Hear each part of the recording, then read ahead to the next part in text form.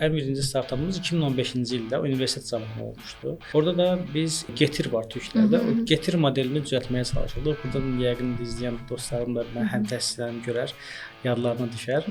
Biz Getir yaranan ildə 2015-ci ildə biz də bunun eynisini qurmağa çalışırdıq Azərbaycanda. Qalib olduq və getdim işdən çıxdım. Dedim ki, biz qalib olmuşuq. Mən unicorn olacağıq. Unicorn olacağıq. Getdim ərizəmi yazdım. Birbaşa bir həftə sonra işdən çıxdım. Onsuz da yığılmışdım, işdən çıxmaq istəyirdim. Bir şey lazım idi ki mənə, orasından tutub gedim ərizəmi yazdım çıxım. Hamı deyir süni intellekt. Bizdə də əslində o qədər də fərqli deyildi. Biz bilmirdik bu süni intellekt necə quracağıq, amma qurmuşduq bir yerə qədər. Gətirmişdik. Summarizer deyirik də, o toolu hazırlamışdıq, amma yenə də indiki səviyyədən çox uzaqlarda bir yerdə idi. Peşman oldunuz, yəni onlarla davam eləməməyə? Heç peşman olmadım. Heç peşman olmadım. Nəyə görə? Dedim ki, bir il özümə biraz istirahət verəcəm artıq. Həyatımda 2 dəfə idi ki, hər hansı ideyamı bütün universitetlər bəyənirdi. Çağırırdılar, en azından bir ikinci görüşə çağırırdılar. Yəni böyük bir inkişaf idi bizim üçün. Və onun qabağına gələndə deyib bəs biz oyun motoru hazırlayırıq. Belə güldü, xoşuna gəldi.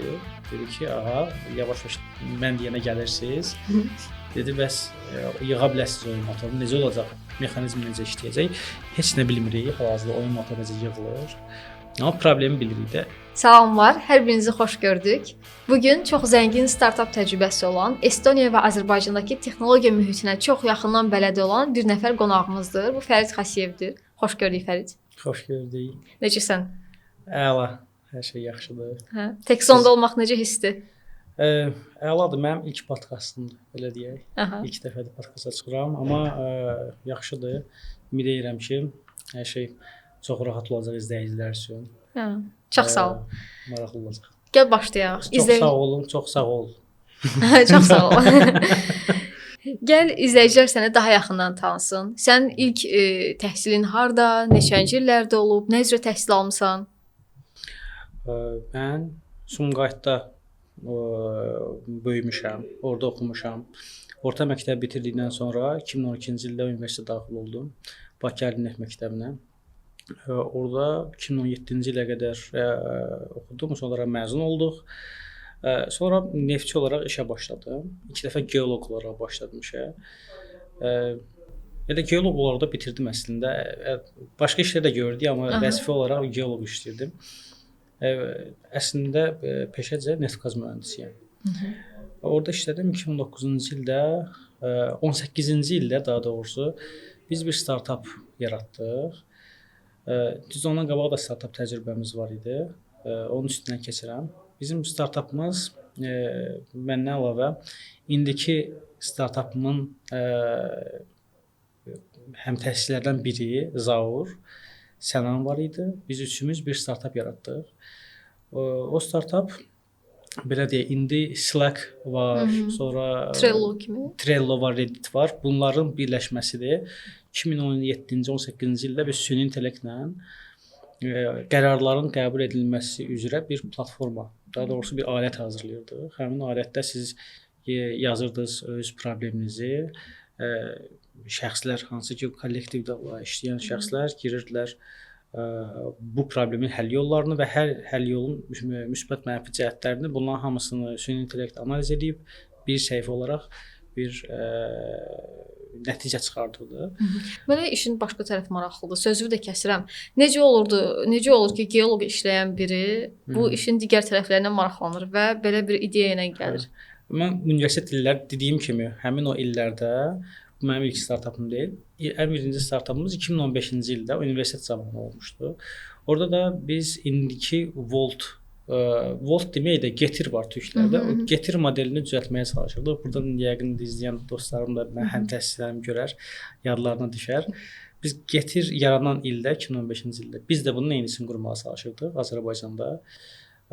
Həm click and collect dediyimiz telefondan öncədən girib sifariş verirsiniz və marketdən gedib hazır götürürsünüz. Həm də çatdırılma modelini işləyirdik. Düzdür, tələbə idik, heç bir təcrübəmiz yox idi və komanda dağıldı. Ondan sonra çox maraqlı gəldi bu mənə əslində. Həm də bu dövrlər ərzində mən onsuz da universitetdə çox pis oxuyurdum. Yalnız işləyirdim. Amma ali neft məktəbində oxumaq çox çətindir həm də. Çətindir, amma yenə də məsələn mənim digər qrup yoldaşlarım kimi oxumurdu. Onlar daha yaxşı oxuyurdular, amma mən freelancer işləyirdim həmin zamanlarda. O universitetin bəzi imtahanlarım kəsilirdi, kəsillərim var idi. Evdəkilər bilirdi. Bilirdi, evdəkilər də bilirdilər. Hətta deyirdilər, bəs eləmə belə oxu, amma yenə də stipendiya almasam da, ondan daha çox freelancerdən qazanırdım. Və onu onunla belə motivasiya olurdum ki, pul qazanıram. Amma məncə doğru bir şey deyil. Əgər sevmirsənsə, ya bir dəfəlik at məktəbi, universiteti, ya da ki, oxu. Mən bunun tərəfdarıyam. Nə edirsənsə, o ən yaxşısını eləməlisən. Düzdür, o universitet mənə çox şey qatdı. Bakı Ali Neft məktəbində mənim qurduğum əlaqələr, oxuduğum müəllimlərim, mənim ümumiyyətlə o Bakı Ali Neft məktəbinin verdiyi təhsil, həm də oradakı ab-hava mənim bu günə gəlməyimdə ən böyük amillərdən biridir. Onda yaxşı katmamısan. Yaxşı katmamışam belə, hə. Çox maraqlı. Pis məsləhətlər verməyə xahiş edirəm. Yox, çox möhtəşəm keçib. Bizim ilimizdə çox yaxşı keçib. Hər şey yaxşı keçib. Belə. İndi gələk o startapa ki, onun sonu necə oldu bəs? Hansı ki o Slack kimi idi və sonra bir nəticəyə gəlib çatmadınız. Onun sonu biz getdik Seed Stars adında burada bir yarışma var idi Azərbaycanda. Mən də orada var idim, hə, amma media olaraq. Hə, biz orada 2019-cu ildə, 19-cu ildə biz qalib olduq.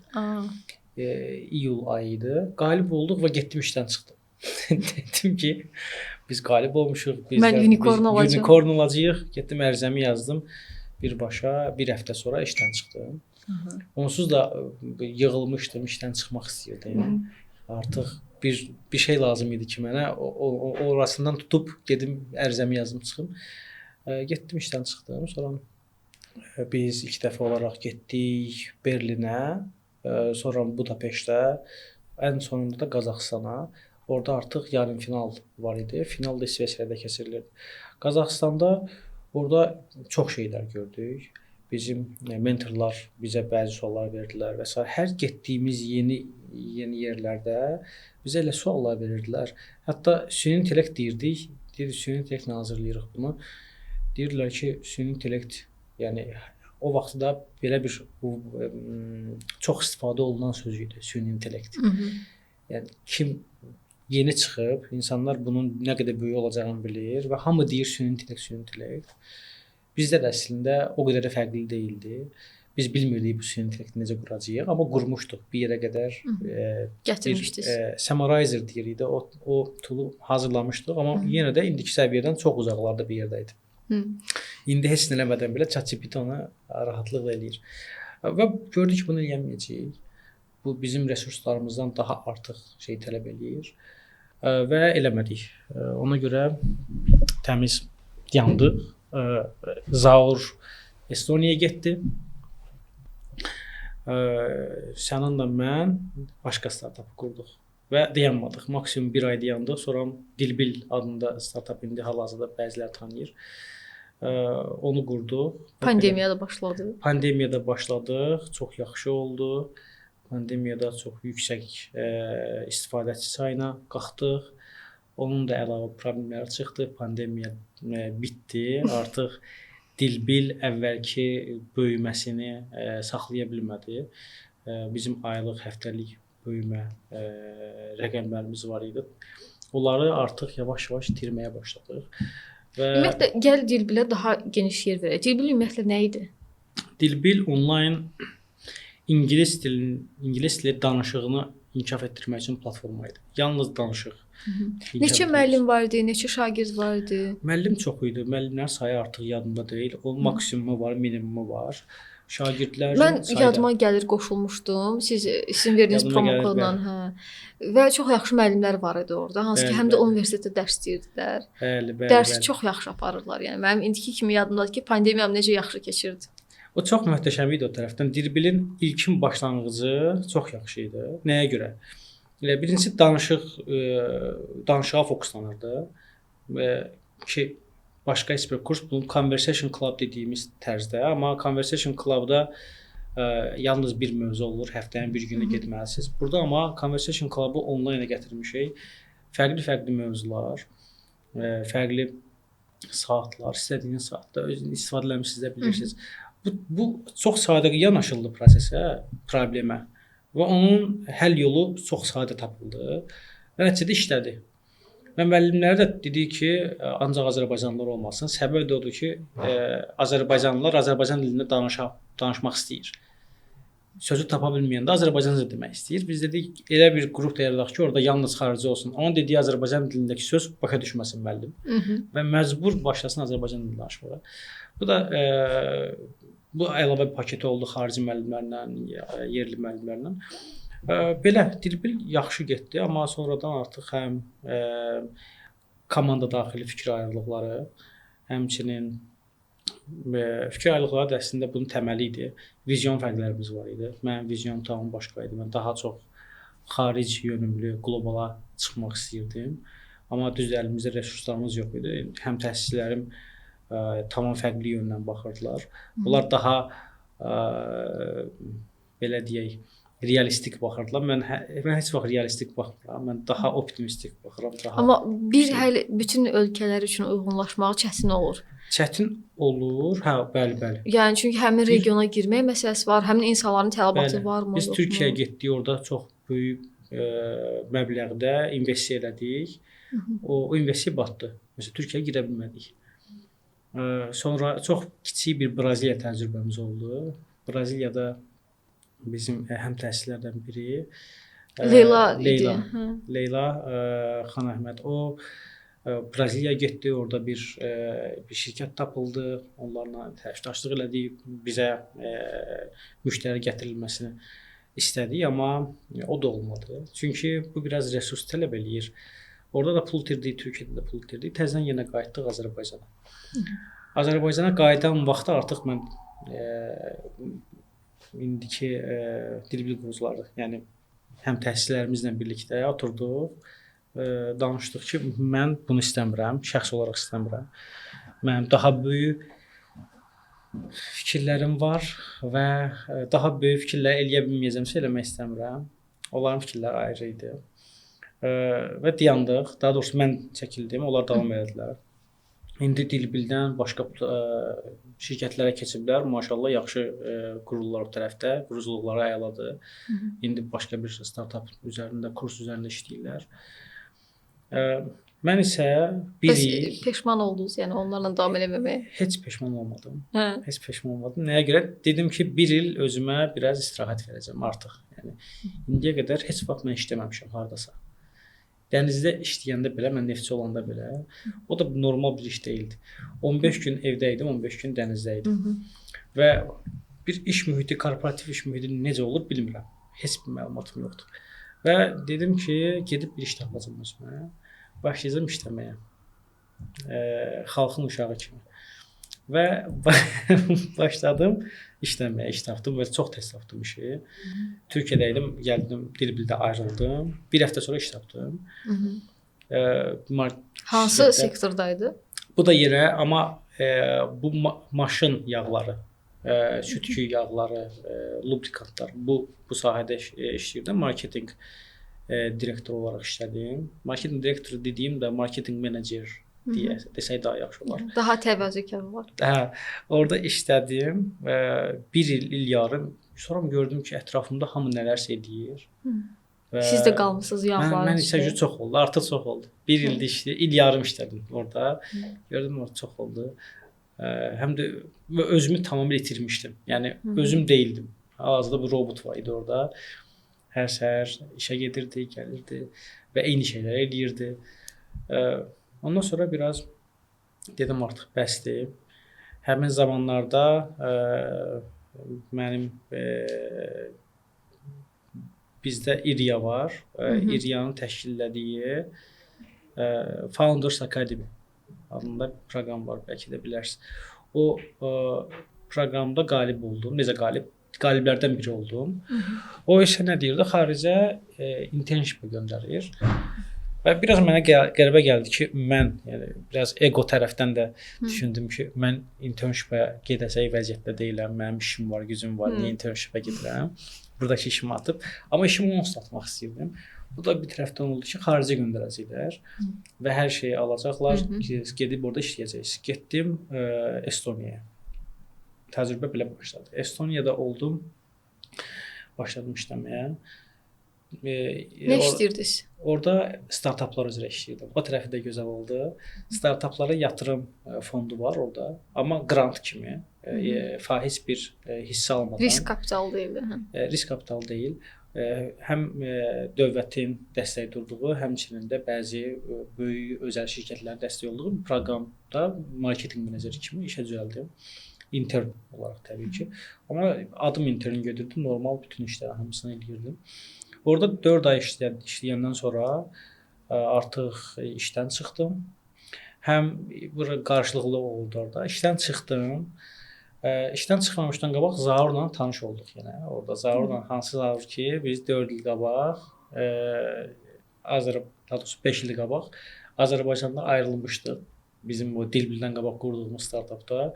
O getmişdi Estoniyaya. Və yenə görüşdük. Yollar sizi birləşdirdi. Yollar birləşdirdi bizi. Zaurla görüşdük. Zaurla onsuz da düzdür biz həmin startap eləyəndə o qədər yaxınlığımız yox idi. Çox yaxın hiss eləmirdik bir-birimizə də. Həm də texniki olaraq məsəl üçün o qədər güclü bilikləri yox idi bizim Wexplain idi adı. 5 il əvvəlki vaxtda. Bu dəfə gördüm Zaur çox güclüdür. Çox yaxşı bilikləri var və çox sürətli işləyir. Startap tərəfindən də yaxşı anlayır, özü startapda işləyir və onsuz da aramız çox yaxşıdır. Yaxşı anlaşırıq. Və dedik ki, bir startap quraq.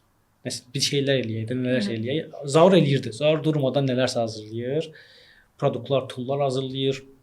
Onları buraxır, fail olur. Çoxlu hazırladı, batırdım. Mən hələ heç nə eləmirdim. Mən dayanmışdım, Zaura baxırdım. Elə mənim sualım bu barədə olacaq ki, bütün startaplarda hansı vəzifədə olmusunuz? Başa düşürəm həm təsir. Gross marketing. Gross marketing. Əsas gross marketingdə bir də belə product design tərəfdən deyək. Aha. Dizayn tərəfini çox eləmişəm.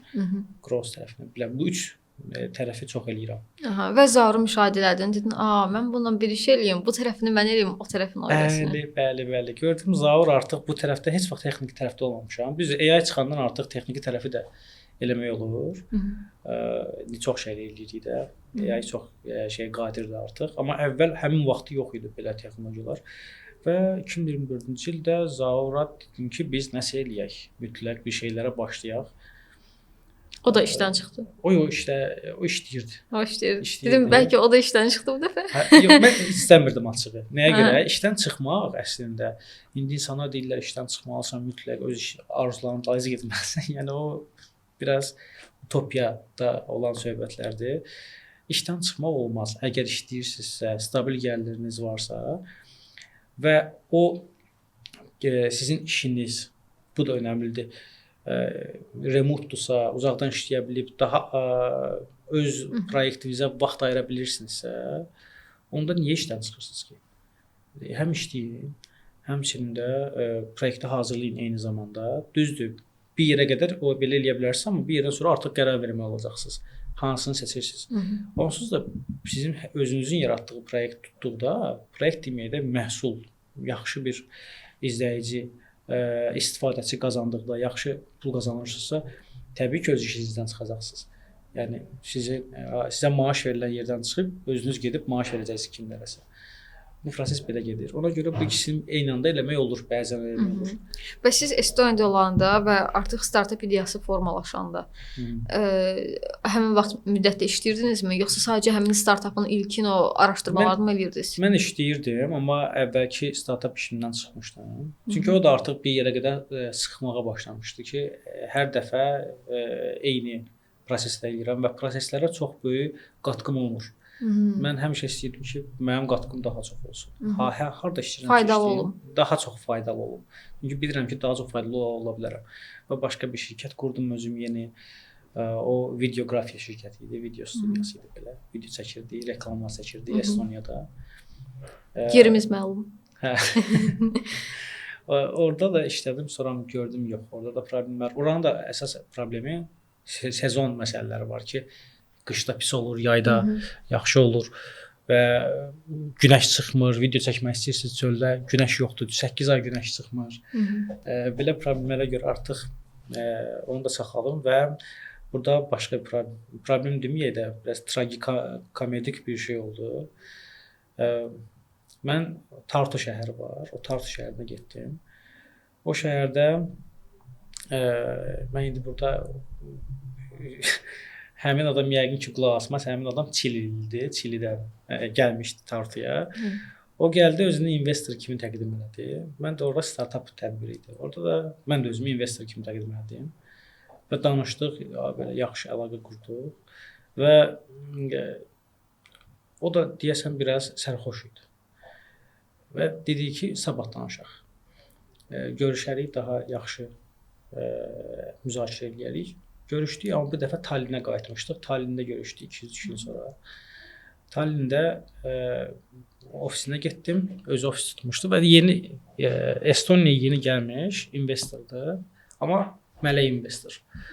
Orada dedi ki, bəs mən bir startuplar axtarıram, yatırım eləmək istəyirəm. Mən də onsuz da demişdim ki, mən də yatırımcıyam. Mən də startup axtarıram, mənim onsuz da yatırımlarım var və yalan deyirəm. Bura qədər yalan deyirəm. Və sonra dedim ki, eyni zamanda bir layihədə hazırlayırıq. Yeni bir komanda yığmaq istəyirəm və bir layihə üzərində bir fikrim var. Əgər istəsən orada qoşula bilərsən. O da dedi ki, o nə layihədir? İzah elədim layihəni. Ağlımda heç nə yoxdur. Sadəcə olaraq həmin anda deyirəm, layihə beynimdə yaradıram və buna belə bir layihə deyirəm. Həmin layihədə Zaurun yığdığı çox sadə bir timer var. Pomodoro timer. O timerı buna izah edirəm. Hansı ki, Pomodoro timerından heç kim investisiya almalı deyil, yəni. Elə bir produkt deyil. Pomodoro timeri izah edirəm və buna pul almağa çalışıram. Daha doğrusu pul almağa çalışmıram. Buna deyirəm ki, bunu eləyirəm. İnvestisiya eləməyin də və deyirəm ki, investisiya versən götürəcək demirəm. Yəni bunu eləyirik və istəsən baxarıq. Pul vermək istəsən baxarıq, danışarıq. Və bu dərhal dedi ki, pul vermək istəyirəm. Elə bil ki, həm məhsulu göstərmişsiniz ki, investisiya ehtiyacımız yoxdur, amma versən də pis olmaz. Sən istəsən deyirəm bizə. Xəbər elə, biz düşünərik. Maraqlı olsa düşünərik. Bu yaxşı danışıq formasıdır məncə. Razılaşmaq üçün əsas yəni məncə budur. O da dedi ki, istəyirəm. Bəs mən səninlə işləmək istəyirəm. Mən sənin Estoniyada yalnız səni tanıyıram. Mən sənə pul vermək istəyirəm. Və onsuz da belə böyük məbləğdə pul verməyəcəkdik. Kiçik, onsuz belə deyək, mələk investorların yatırım məbləği o qədər böyük olmur. Mən də dedim ki, danışarıq. Mən gedim danışım, bizim başqa investorlar var və s. danışarıq. Var idi? Yox idi, heç kim yox idi. Ümumiyyətlə layihə yoxdur. Heç nə yoxdur. Və çıxdım, Zaura yazdım birbaşa. Dedim, Zaur, bir cümləlik bir uzun mesaj yazdım. Dedim, sənin bu layihəni götürürük. Mən gəlirəm ora. O özü hazırlamışdı, amma tam hazırlamamışdı. Onun dizayn tərəfdə biraz inkişafına ehtiyac var idi. Mən gəlirəm dizayn tərəfdə bunu inkişaf elətdirirəm. Səndə onsuz da var. Başlayırıq işləyirik də. Yəni bundan nələrsə çıxacaq. Yəni biz pasımızı ataq, bir şeylər edək. Pomodoro da odur. Başladıq işləməyə, 1-2 həftənin içində artıq yığılıq, hər şey düzəltdik və buna da yazdım ki, istəmirik sənin pulu. Biz investisiya götürməyəcəyik səndən. Ondan sonra çox yazdı ki, investisiya eləmək istəyirik. Belə bir şey yaratdım ki, ehtiyacımız yox idi əslində. Qaçan qovalanır. Biz də biz qaçırıq ondan, o da gəlir. Və belə artıq həmin kəslə əlaqəmiz kəsildi. Amma nə oldu? Mən Zaurla birləşdim. Zaurla artıq rəsmi olaraq təklif verdim ki, Zaur, bu həmin görüşdən dərhal sonra biz belə işləyəcəyik. Mən bu işləri görəcəm, sən bu işləri görəcəksən. Hə, yoxsa yox. Mənə bir cavabla ona uyğun davam eləyək. Zaur hə dedi və başladıq işləməyə. İşləyəndən sonra Pomodoronun içində problemlər çıxır. Durmadan başqa problemlər çıxır. Orada bir tülkü var. Adı da ki Pomofocus'dur. Pomofocus.com. Focus da tülküdür. Orada bir tülkü qaçır. Tülkünü süni intellektdən animasiya eləmək istəyirik ki, artıq bacarmırıq. mən özüm animator deyiləm. Çəkə bilmirəm. Pixel art deyirik. Pixel art sənəti ilə hazırlanmış tülkü var. Onu nə qədər edim düzəldəmədik. Dedim bu da problemdir. Əgər məntiqlə baxanda tülkü animasiyası bunun yerinə hər hansısa bir insan animasiyası ola bilər, pixel art üzərindən. AI ilə bunu eləyə bilmirlərsə, bunu biz eləyək. Və başladıq bunu hazırlamağa. Oradan investorlara yazdıq. Artıq bunu tapanda dedim ki, okey, buradan bir şey çıxacaq. Bu çünki real problemdir. Bu real problemdir, daha böyük problemdir. Buna investisiya cəlb eləmək məntiqlidir. Və həqiqətən ehtiyacımız var. Amma Pomodoro'ya heç ehtiyacımız yox idi. Bu arada həmin PomFox bu günləri 10 mindən istifadəçisi var və heç denəməmişik. İldə 2 dəfə cəmi update eləmişik pomfox.com-u və 10 mindən istifadəçisi var. Monetizasiya eləmirik, pul almırıq oradan. Amma yəqin ki, başlayacaq orada. Öz-özünə artıb orada, qalıb qıraqda, xəbərimiz də olmaya inkişaf eləyib. Uğurlu startup imiş deməli, kiçik bir dənə özü üçün. Kiçik idi və çox uğurlu oldu təbii. Mən demirəm belə ekstra, ultra uğurlu bir layihədir. Sadəcə olaraq maraqlıdır da, yəni biz orada nə vaxtsa monetizasiya eləmək istəsək, müəyyən məbləğdə gəlir əldə edə bilərik.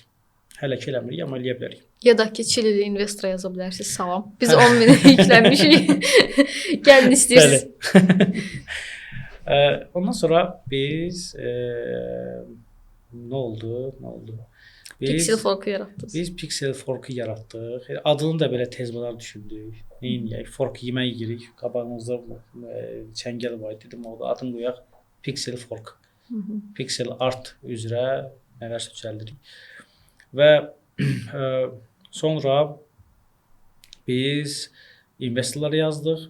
Bu dəfə həyatımda 2 dəfə idi ki, hər hansı ideyamı bütün investorlar bəyənirdi. Çağırırdılar, en azından bir ikinci görüşə çağırırdılar. Yəni böyük bir inkişaf idi bizim üçün. Hardan yazırsınız investorlara? Birinci bu mən Estoniyaya gedəndə oradakı investorlarla biz onsuz da pul verirdik startaplara. Orada çox investorlarla tanış olmuşdum. O internshipdə. O investorları onsuz tanıyırdım, onlara yazırdım. Estoniya daxilində bəzi proqramlar var, onlara yazırdım. Ondan sonra bildiyim Avropada, bildiyim məşhur, Azərbaycanda da məşhur var, 500 var, sonra Antler var və s. Biz Antlerə də yazdıq. Antler Avropadadır. Antler bir növ Avropanın Y kombinatoru tərzində, təbii ki, onun səviyyəsində deyil, amma onun tərzində çox maraqlı bir akselerasiya proqramıdır. Biz onlara da göndərdik. Hər yerdən bizə pozitiv cavab gəldi. Antler də bizə yazdı ki, qəbul oldunuz. Özü də çox sürətli oldu. Biz martda göndərdik, martın əvvəli. Martın 20-si artıq bizə cavab gəldi ki, qəbul olmusunuz, gəlin. Mən də həmin vaxtı çoxlu problemlərlə qarşılaşmışdım. Bu maddi problemlərim var idi. Artıq videoqraf olaraq işləyirdim. Startupıma fokuslanmışdım. Heç bir başqa iş görə bilmirdim və pulum bitə-bitə gedir. Borc yığıram, borclar üst-üstə. Və artıq bir yerə qədər gəldim, sonra dayandım. Estoniyadan köçdüm. Axırıncı dəfə Zaurla görüşdüm, dedim mən köçürəm. Hara köçdünüz? Gedirəm, düzdür. Mənim bacım İsveçrədə yaşayır. İsveçrəyə getdim. Daha bahalı yerə. Daha bahalı. Amma məqsəd nə idi? Orada ev var idi. Orada bacım gil qaldırdılar, evləri var idi. Yəni kirayə verməyəcəksiniz. Kirayə verməyəcəm. Bir dənə nə olar, çölə çıxanda nəsə alanda pulum çıxar, amma daha amma az. Almaram, evdə oturaram. Belə onsuz da pulum bitib. Kredit kartı ayırmışlar mənə Azərbaycan banklarından biri. O kredit kartını artıq bitirmişdim. Və getdim ora. Həmin vaxt dedim, yəni Ramazan vaxtı idi. Biz getdik, cavab gəldi. Biz bir kola girdik, daha doğrusu bir axırıncı video intervyuya girdik. Həmin Antlerlə.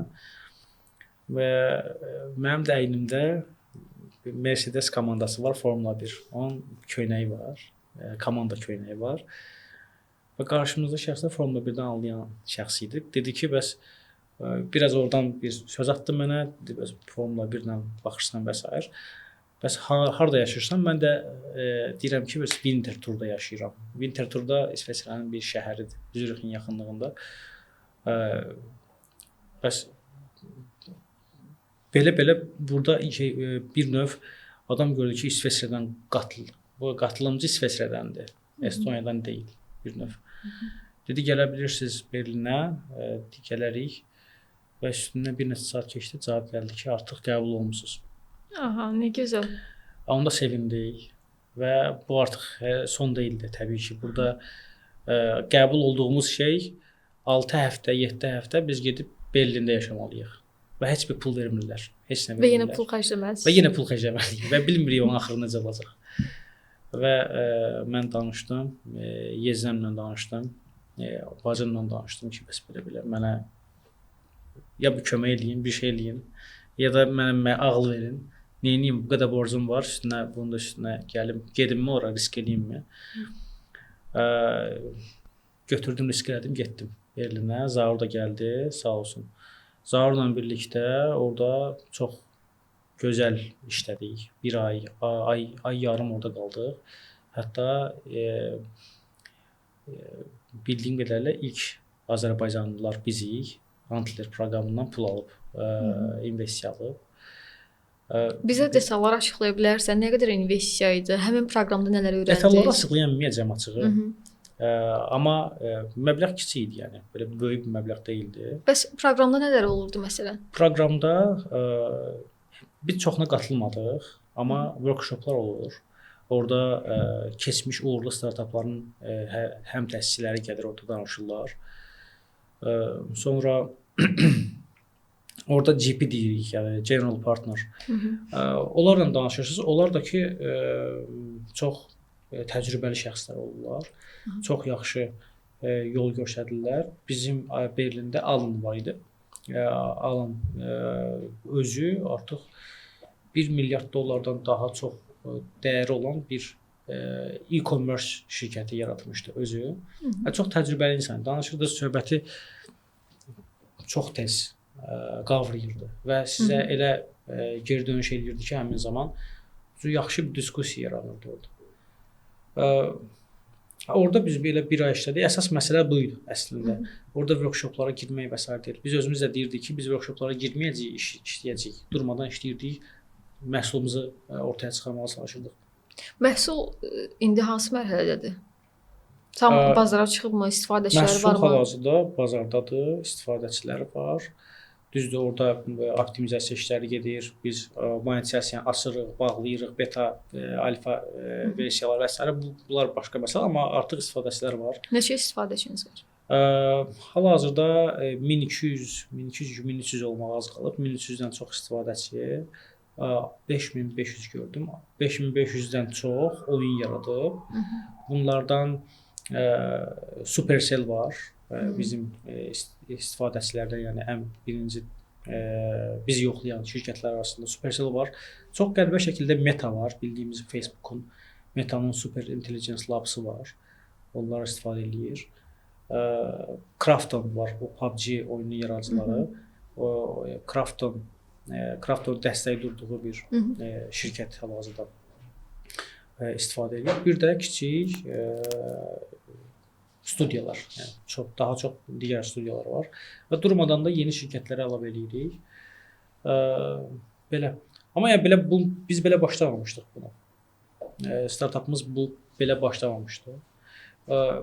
Biz dediyimiz kimi animasiya işi görürdük.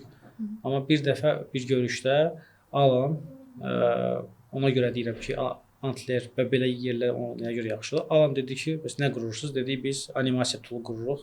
Dedi, bu animasiya proqramı hansısa proqramın içində bir əlavə olaraq olacaq, yoxsa necə?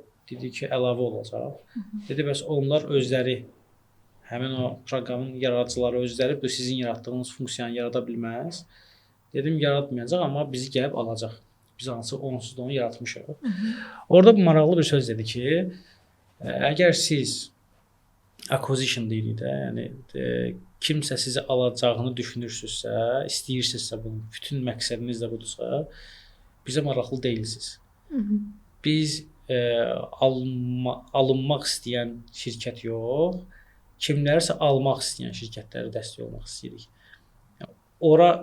Oranı düşünün ki, ora uyğun, yəni bir produkt çıxarmalısınız ki, siz ən azından bir yerə gəlib çıxa biləsiniz.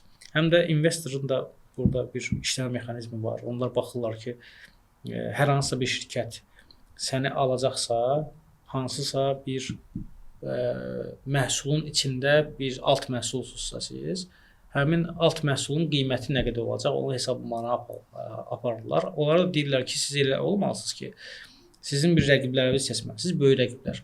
O böyük rəqibləri bazar paylarını əllərinə almalısınız və elə vəziyyətə gətirməlisiniz ki, siz gedib onları almalısınız.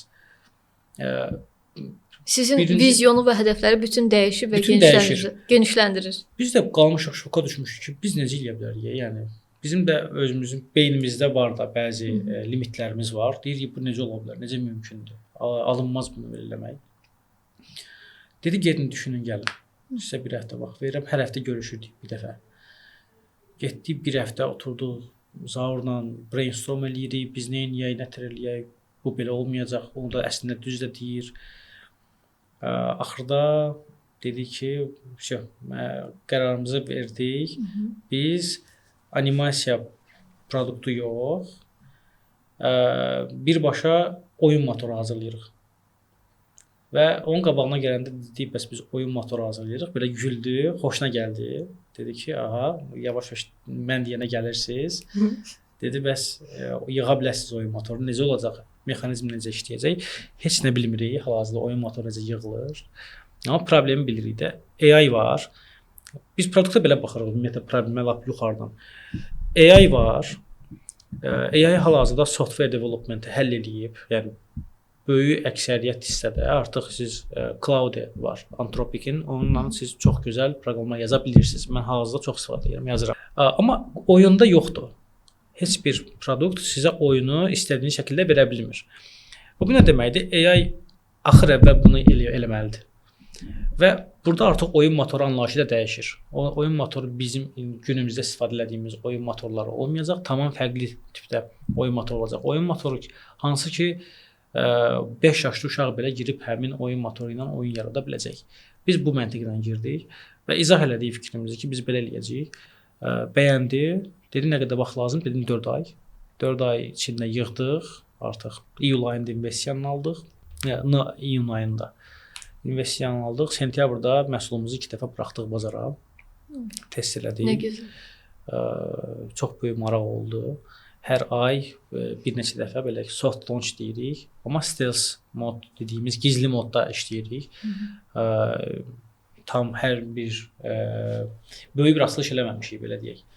Daha kiçik, daha aşağıdan Twitterdə bizim Discordumuz var, Reddit var, ayrı communitylər var. Bunlarda yavaş-yavaş reklam eləyirik, elə paylaşırıq. Çünki birdən-birə çox adamın gəlməsini istəmirik, çünki böyük bir şey hazırlayırıq. Bu böyük bir şeydə çoxlu problemlər var.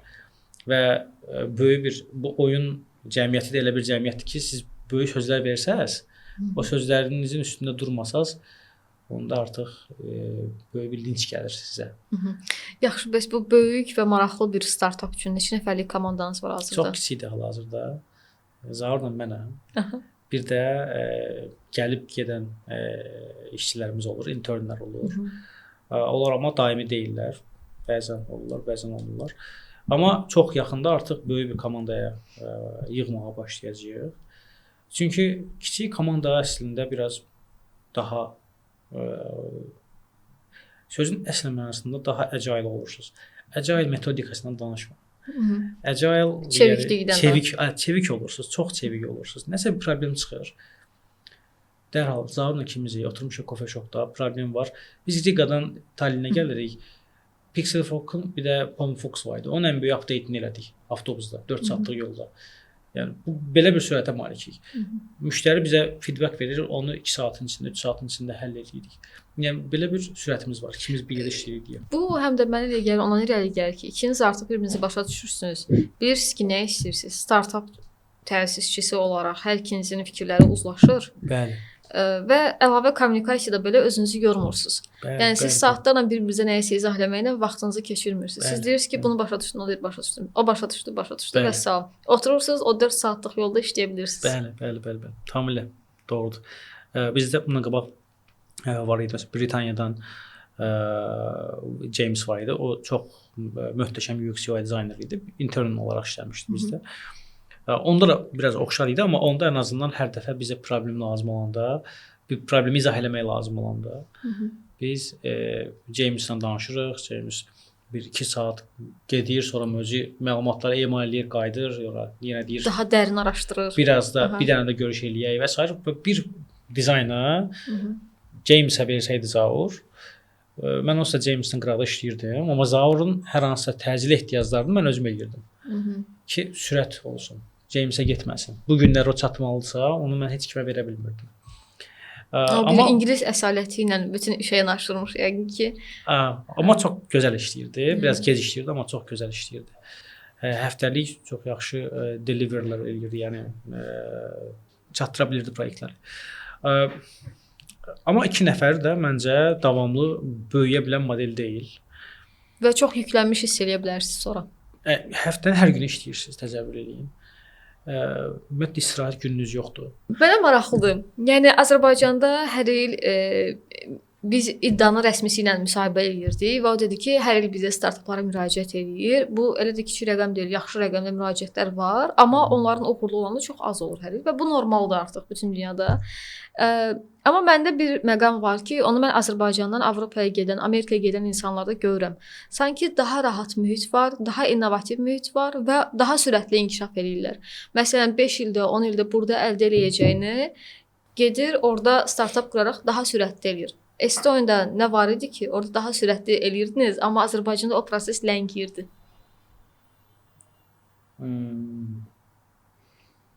Ətraf mühit var idi. Ətraf mühit çox. Birinci məsələ ətraf mühitdir. Ətrafınızda olan insanlar, startapdan əlaqəsi olan insanlar çox olur. Tapa bilirsiniz. Bu bir. İkincisi, bu biraz qəribə gələcək. Mən düz dilində artıq Azərbaycanda 2 aydan çoxdur. Öyrəşmişəm. Artıq xronikləşib bu problem. Burada daha doğrusu fikrinizi yayındıracaq çox şey var Azərbaycanda. Elədir, hə. Onu düşünürəm. Bura ilk dəfə ilk birinci, ikinci həftənizdə çox rahat hiss eləyirsiniz. Artıq keçəndə hiss eləmirsiniz. Gəlirsiniz Azərbaycana, insanlar var, ailəsi var, həyat yoldaşı var, uşağı var və s. Onların başı daha çox qarışıq, amma heç ailəniz olmaz. Mən evli deyiləm, evə gəlirəm, indi bacım uşaqları olur və yaxud da anam olur, atam olur, bir problemlər olur, ora gedirik. O toya get, ora get, bura get. Hər dəfə bir yerə gedirsiniz. Startap qalır qıraqda. Və startap qalır. Bunlara da biganə qala bilmirsiniz axı. Bu artıq yəni evdə siz burdasınızsa bunu eləməlisiniz. Siz olmayanda ən azından bilirlər ki, fərd yoxdur, bunu necəsə həll eləyək. Belə məsələlər düzdür, bəzi insanlar buna biganə qala bilir. Deyir ki, maraqlı deyil də, mən öz ideyalarım var, davam edirəm. Bu da tam hörmətlə yanaşılan məsələdir ki, insan öz ideyasını dayıcı gedir. Amma mən eləyə bilmirəm. Mən inanıram ki, mənim kimi çox adam bundan əziyyət çəkir. Amma yəni ailəyə bağlılıq, sosial olmaq, yəni köklərə bağlılıq, yəni vacib bir şeydir. Təbii ki, vacib bir şeydir, amma Estoniyada olanda bunları görmüşsüz. Amma Estoniyaya gəlib depressiyaya düşənlər də olur ki, ailə, qohumlar. Depressiya qaçılmazdır. Orada depressiya düşürsüz. Mama yeməkləri. Depressiya düşürsüz. Depressiya niyə yaranır həmişə? Ümumiyyətlə depressiyanın çox sadə bir termini var. Mənə görə elədir. Mən həmişə elə çıxıram depressiyadan. Düşmüşəmsə də elə çıxıram. Əgər nə etdiyinizi bilirsiniz, nə etməli olduğunuzu bilirsinizsə və onu eləmirsinizsə, siz depressiyaya düşürsünüz. Bilirsiniz ki, bu günləri depressiya birdən-birə yaranmır da. Bir neçə şeylər yığılır, bu psixoloji durumunuz çətinləşir. Mən əgər bilirəm suslamışam, mən bu suyu indi içməliyəm və içmirəm. Bunu təxirə salıram, hər gün təxirə salıram. Deyirəm, sabah içərəm, bir gün içərəm. Özündə güc tapmır yəni. Bəli, güc tapmır deməyək. Daha doğrusu təxirə salır. Güc məsələsi deyil. Bu həqiqətən su içilməlidirsə, götürüb içilməlidir. Bu günlərdə startap olsun və ya da şəxsi həyat olsun, əgər hər hansısa bir problemi həll etmək, necə həll olunacağı bilinirsə, bir var ümumiyyətlə insanlar çarəsiz qalır, necə həll edəcəyini bilmir. O başqa bir məsələdir. Onu da başqa mən indi burada peşəkar deyiləm bu barədə, amma mənim təcrübələrimə görə əgər görürəm ki, bu olmalıdırsa, gedib onu eləyirəm. Və görürəm ki, alındı. Alınmadısa başqa bir şey yoxlayıram və durmadan yoxlayıram. hara qədər elə rejim çatırsa. Orada da depressiya yox da, biraz təbii ki, burada təbii proseslər də var. D vitamini çatışmazlığı var. Bunlara diqqət etdikcə olmur. Bu Azərbaycandakı budur. Dediyim kimi, burada daxili, həm ailəvi, həm də kənarda olan proseslər biraz fikir yayındırır. 3 isə ümid çox. Burada ümid yoxdur. Yəni ümid tapa bilmirsiniz. Mən burada çox adamla danışıram Azərbaycanda. Məsələn, köhnə dil bildəki həmtəhsillərin keçəndə görüşdük, danışdıq. Onlara deyirəm ki, bəs qlobala çıxmaq lazımdır. Nəsə eləyin. Onsuz Azərbaycan bir limit deyil. Oturub burada nələrsə eləyə bilərsiniz. Onlar da çox düzgün cavab verdilər mənə. Dedilər, yəni istəmirik də artıq. Yəni alınmır. Buradan qırağa çıxa bilmirik və heç fikrimiz də belə yoxdur. Burada sizin düşüncə tərziniz də dəyişir Azərbaycanda. Çünki elə bilirsiniz ki, buradan kimlərsə çıxa bilmərsiniz. Yəni, Avropada və yaxud da Amerikada kimlə nəsə danışa bilmərsiniz, amma eləyə bilirsiniz. Təbii ki, eləyə bilirsiniz. Mənim tanışlarım da var. Hətta məni bəlkə də izləyər. Orxan var. O investisiya alıb xaricdə, Amerikadan alıb və çox rahatlıq olub. Heç yerə çıxmadan alıb bunu. Sonra başqa dostlarım var. Onlar da yerə xaricdən investisiya alıblar. Ora getmədim. Təbii ki, getməyiniz önəmlidir. Getsəz lap yaxşı olar. Amma heç investisiyanı qoyaq, investisiya almağı danışmayaq. Çünki investisiya almaq, startup qururlar, deyirlər ki, biz investisiya almaq istəyirik. İnvestisiya almaq o qədər də yaxşı bir şey deyil, bu bir. İkincisi, investisiyanı o vaxt alırsınız ki, siz investor seçə bilərsiniz. Yəni, investor sizə yaxınlaşır ki, mən sənə pul vermək istəyirəm. Amma siz investor axtarırsınız, produktunuz hələ tam yaxşı vəziyyətdə deyil. Biz bu günləri Pixel Frog'da aktiv olaraq investoru axtarmırıq, amma investorlar bizə yazırlar. Artıq onlara maraqlısınız. Onların radarlarına düşmüşük. Axtarırlar, yazırlar və biz hal-hazırda gecikdiririk prosesləri. Deyirik, hələ göndərmirik və s. və sənədlər istəyirlər bizdən. Çünki özümüz hələ tam Pixel Frog'un use case deyirik. Use case'lərini test edirik, eksperiment aparırıq. Və bu eksperimentlərdən sonra artıq o product market fit dediyimiz nöqtəyə yaxınlaşanda siz hiss edirsiniz ki, artıq bunu tapdınız, bu qalxacaq artıq. Bu yöndə gedəcək. Bizim hal-hazırda elədiyimiz budur və çox startupın başına gələn bu bir prosesdir, onu keçməlisiniz. Azərbaycanda o produktu yığmaq lazımdır ki, bura bir məhsul, hansısa bir real problemi həll eləsin, qlobal məhsul olsun. Bu günləri Pomofox'u, məsəl üçün Pomofox yaratmaq istəyirsiniz deyək də. Pomofox Pomodoro timer'dır. Nə bir investor ehtiyacı var, nə də güclü bir xarici reklama. Yəni sadəcə toollar var ki, onları Instagram üzərindən də verməklə yükləmək olur və cəlb eləmək olur. Bəli. Yaradırsınız, oturdunuz evdə, cloud-dan yazırsınız. Qəşəng dizayn. Burada əsas məsələ dizayndır. Yaxşı dizayn bacarırsınızsa, möhtəşəm işlər görə bilərsiniz. Kodu artıq yazıb dizaynı həll edə bilərik. Əslində mənim qarşıma çox çıxır. Məsələn, Instagramda, TikTokda, yəni siz də görmüsünüz. Özü çox maraqlı belə reklam strategiyaları olur. Tutaq ki, ancaq bir nəfər üzərindən gedirlər, onun hekayəsidir, amma ki, həm də orada hansısa əpi təqdim edirlər və reklamlar belə tıklayanda ora aparır səni. Bəli. Bunu çox rahatlıq eləyə bilirsiniz axı. Burada eləyənlər var Azərbaycanda artıq yaranır. Artıq solo developerlar dediyimiz, solo founderlar. Bunlar yaranır. Heç kimə ehtiyacınız yoxdur çox vaxt. Amma yüngül problemlərdir. Böyük problemin daha böyük nəticələri olur, gətirisi olur, amma kiçik problemlərin o qədər də ehtiyacı yoxdur. Siz özünüz eləyə bilirsiniz. Mən bir məsələ ilə çox da razılaşmıram. Azərbaycanda insanlar ümidsiz dedin. Razıyam ki, yəni müəyyən qədər belə həvəsdən düşürlər, amma ki, mənə elə gəlir çoxsunun sosial qayğıları çoxdur. Məsuliyyətləri çoxdur evlə bağlı. Və yaxud da ki, iş mühitləri elədir ki, və çox gərgindir ki, onlar vaxt tapa bilmirlər. Çox kiçik şeylər belə adamların günlük həyatına ciddi şəkildə təsir edir. Məsələn, tıxac. Daha sonra səs-küy.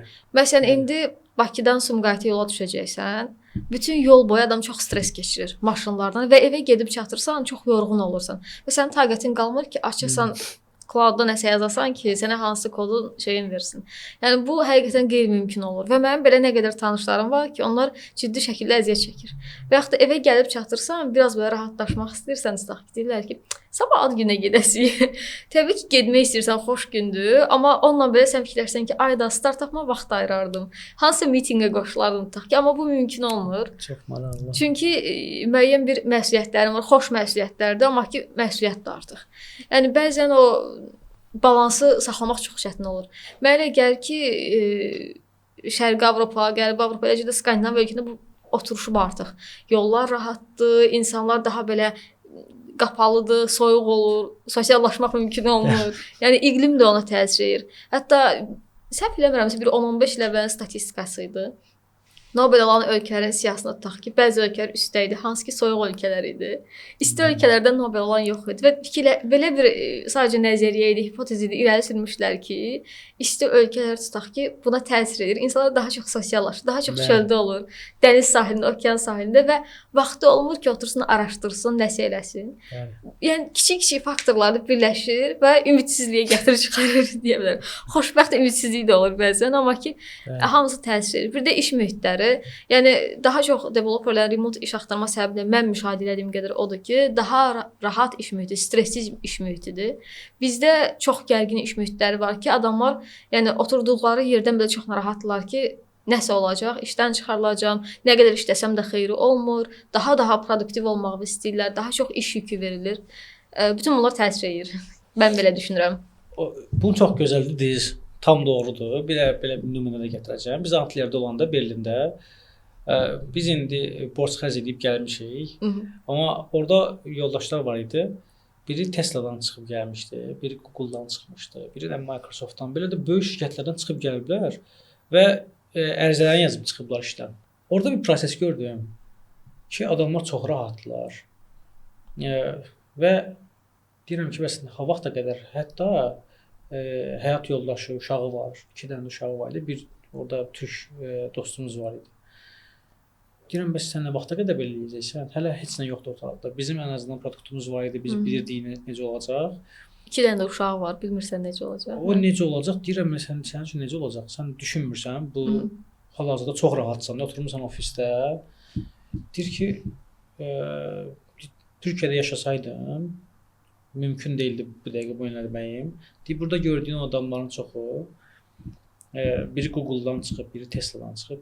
Niyə çıxıb? Çünki onlara maaş veriləcək hökumət tərəfindən 1 il. İxtisara düşüb çıxıblar və təzminat alırlar. İxtisara yox, hökumət verir. Hökumət işsizlik müavinəti. Siz təsəvvür edin, 1 il siz işsizlik maaşındakı müavinəti də təxminən 70-75% sizin maaşınızdır. Əvvəl aldığınız maaşınızdır. Onun orada da bir neçə məsələlər var. Deyək ki, balansınızda varsa pul, o pulu alırsınız geriyə. Siz Azərbaycan gənci ilə Almaniya gəncinin arasındakı fərqə baxın. Almaniya gənci demək, Almaniyada yaşayan hər hansısa bir gənc, o xarici vətəndaş da ola bilər. Orada Azərbaycanlı da ola bilər.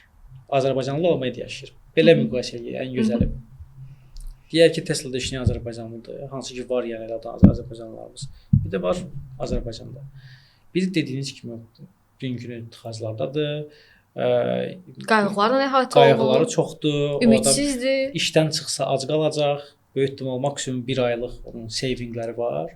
Amma bu adamın hər ay onsuz da pulu gələcək. Qayğıları azdır. Probka yoxdur. Çox rahat hər yerə rahatlıqla gəlib çata bilər. Sakitçilikdir. Və düşünün bu insanla Almaniyadakı insanla Avropadakı, Azərbaycandakı insan necə məhsuldarlıq fərqi ola bilər.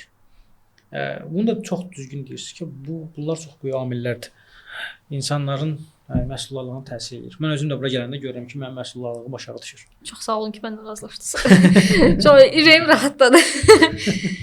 Sizin Estoniyada gördüyünüz texnologiya mühiti bizə maraqlıdır. Estoniya elektronlaşmaya görə Avropada öndədir. Bizə maraqlıdır ki, oradakı mühit necə idi və belə bir mühitdə startap qurmaq nə qədər asan idi, yoxsa çətin idi? Orada şirkəti idarə etmək qayğısı çox böyük deyil. O tərəfi çox gözəldir, möhtəşəmdir. Məncə Azərbaycanda da çox deyil. Amma Azərbaycan tərəfindən çox bilgilərim yoxdur. Bəlkə də burada görsənməyən çoxlu maneələr var bizneslər üçün, kiçik və orta bizneslər üçün. Amma Estoniyada məncə heç bir biznes üçün, əgər çox böyük bir şirkət deyilsənsə, mega bir şirkət deyilsənsə, şirkət açmaq 15 dəqiqədir. Maksimum 15-20 dəqiqəyə açırsınız. Dünya rekordu var hətta 12 dəqiqəyə açılıb. Bank hesabı açmaq istəyirsiniz, o da yenə vətəndaş olmasanız belə rahat aça bilirsiniz əlavə pulla. Açdınız. Artıq şirkətiniz hazır. Deyək ki, artıq gəliriniz var, sizdə giriş-çıxış var. Getdiniz 70 evro ya da 100 avroya yaxın bir mühasib ilə danışdınız. Mühasib də sizin bu tərəfdə həll elədi. Artıq şirkət tərəfdən bürokratik məsələlər həll oldu. Başqa notarius istəyirsiniz, notarial bir proses. Onlayn qeydiyyatdan keçirsiniz, notarius təyin olunur. Orada əməkdaş təyin olunur. Onlayn girirsiniz notariusda. Bütün işinizi həll edirsiniz. Hər hansısa hissə satışı ola bilər, hissən transfer ola bilər, ad dəyişməsi və s. Hər şey onlayndır.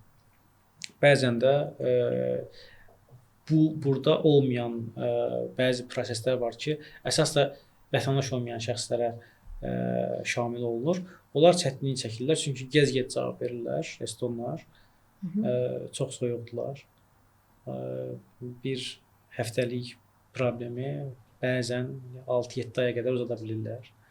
Məktubla cavab verirlər, yoxsa e-maillə falan? E-maillə belə gec cavab yazırlar. Məsələn, Almaniyadakılar bundan daha çox şikayətlənir. Almaniyada da var, Estoniyada da var. Avropada var bu. Avropada var və belə bir problemləri var, amma məncə ümumi belə individual problemlər onların sistemlərinin möhtəşəmliyinə ləkə yaranmaz. Sistemlər çox möhtəşəm işləyir. Hər şey çox yaxşıdır, onlayndır. Ən gözəli onlayndır. Bankda Azərbaycanda bilirəm ki, şirkətinizdən pul çıxarmaq istəsəz, banka yaxınlaşmalısınız. Əvvəl bilmirəm 3 il, 4 il qabaq çek yazırdıq hələ. Çek belə kağız verirdilər, bir də çekə yazıb pul çıxardırdıq. Yəni belə bir qəribə sistem idi. Məncə indi də var o. Amma burada Estoniyada elə şeylər yoxdur. Biznes idarə eləmək çox da çətin deyil. Heç çətin deyil, hətta çox asandır. Bunun vergi tərəfləri var. Vergi tərəfi daha möhtəşəmdir. Estoniyada bir şirkətlər... Yəni mühasibə ehtiyacın olurmu orada? Mühasibə ehtiyac olur, amma qiymətlər çox baha deyil. Qiymətləri onsuz da Azərbaycanda da eyni modeldə. Azərbaycanda da bir mühasib bir neçə şirkətlə işləyir. Orada da elədir, bir neçə şirkətlə işləyirlər. Yəni mühasibə olmasa özün daxil olub hər şey edə bilirsən. Onu deyirsinizsə, bəli, onu da edə bilirsiniz.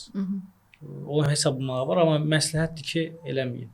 Burada da edə bilərsiniz onu. Mən məsələn özüm edirəm. Burada amma Estoniyada məncə o tərəfdə bəzi risklər var. Risklər deyil də bilginiz əgər çox deyilsə, öyrənməmişsiniz. Mən hər dəfə gedirəm, səhv edirəm. Bəzi məsələlər var ki, bizim xərclərimiz var, satışlarımız var, fərqli ölkələrdə. Sizə daha mürəkkəbdir. Mən bir dənə kateqoriyada. Ona görə biraz çətin olur. Siz düşünməlisiniz, bu satış Xorvatiyadan gəlib, bu satış Belarusiyadan gəlib. Biri EU-dur, Avropa İttifaqına daxildir, biri deyil. Bunu necə vergiləndirəcəyiz və s. Belə məsələləri artıq ən yaxşısı bir mühasibədən danışmalıdır. Amma belə dediyiniz kimi hər şey çox əladır, onlayndır. Mənim suallarım bu qədərdir. Son olaraq startaplara və yaxud da ki, startap qurmaq yolunda gedənlərə nə tövsiyə edərsən? Əgər burada iki cür startap qurmaq istəyən var. Sadəcə olaraq startap qurmaq istəyən, hələ ideyası yoxdur, bilmir neynəsin. Onlara tövsiyəm, onlar ayrı kateqoriya şəxslərdir. Onlara tövsiyəm odur ki, bir şey tapın, çox sadə, cüzi, ən asan bir problemi həll edən kiçik problem. Onu tez həll edin, onlayn elədiniz. Axır necəsə həll edin bu problemi və bunu birinci bazara çıxardın. O yolda çoxlu şeylər qabağınıza çıxacaq, həll edəcəksiniz bu. Daha sizə cəzb edici problemlər çıxacaq. Çox düşünməyin. İkinci tip insanlar isə startapları qurulub, amma onu necə böyüdə bilərlər və s. onu düşünürlər. Onlara da ən böyük tövsiyəm, əgər qlobala çıxacaq potensialı varsa, şirkətin ideyanın maksimum böyütsünlər. Maksimum. Bazar çox böyük olmalıdır və diapazon çox böyük olmalıdır. şirkətin ideyanın diapazonu. Bunu böyütsünlər, balaca şirkət yaratmaq istəməsinlər. Daima böyük şirkət yaradılmaq istəsin və nəticədə həm bu investorların xoşuna gəlir, həm müştərilər daha çox onların problemlərini daha tez həll edə bilirsiniz və daha geniş düşünə bilirsiniz. Bir ara niş problemi həll edeyim, bunu həll edeyim, belə şeylər çıxmışdı. Təbii ki, niş həll etməlisiniz, amma ideyanız bir yerdə ilişib qalmalı deyil. Onu biraz böyük düşünün, sonra tapdığınız ideyanızı yavaş-yavaş aşağı düşün. Orada məsəl üçün yeni bir qələm ideyanız var. Birinci həkimlərlə başlayın o qələmə, sonra yavaş-yavaş başqa insana çıxarsın, amma məsəl üçün elə bir şey çıxardımsınız ki, onu ancaq həkimlər istifadə edə bilər, başqa heç kim istifadə edə bilməz. İdeya böyük deyil, çox böyük deyil. Mənə görə ideyanın böyüklüyü önəmlidir. İnnovativ olması önəmlidir. Çox innovativ düşünmək lazımdır. Bu qədər. Başqa da deyəcəyim heç nə yoxdur. Çox sağ ol, təşəkkür edirəm. Siz sağ olun. Belə çox geniş cavablar üçün uğurlar sizə. Təşəkkür edirəm, minnətdaram. Sağ olun. Sağ olun.